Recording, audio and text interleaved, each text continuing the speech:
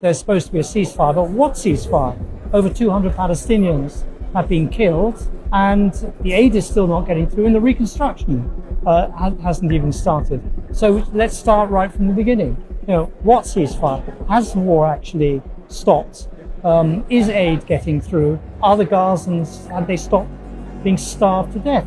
And the answer is there are still people in Gaza who are dying of hunger. Gaza is now part of Palestine, and it's never been before.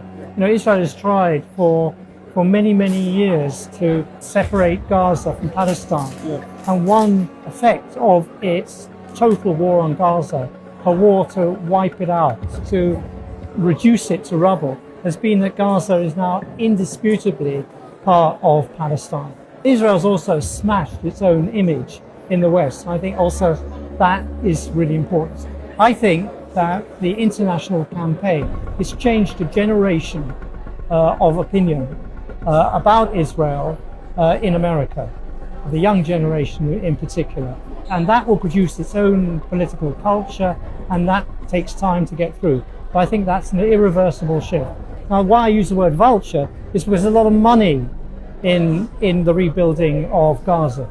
But it's as if Gaza is not a mass grave. There are 10,000 bodies lying underneath that rubble. And we're talking about Gaza as a reconstruction site. One of them is Tony Blair, a former British Prime Minister who was very successful as a Prime Minister until 9/11 and until he invaded, along with George W. Bush, Iraq in 2003. And he's back not only as a former British Prime Minister, but as an extremely wealthy man with lots of property.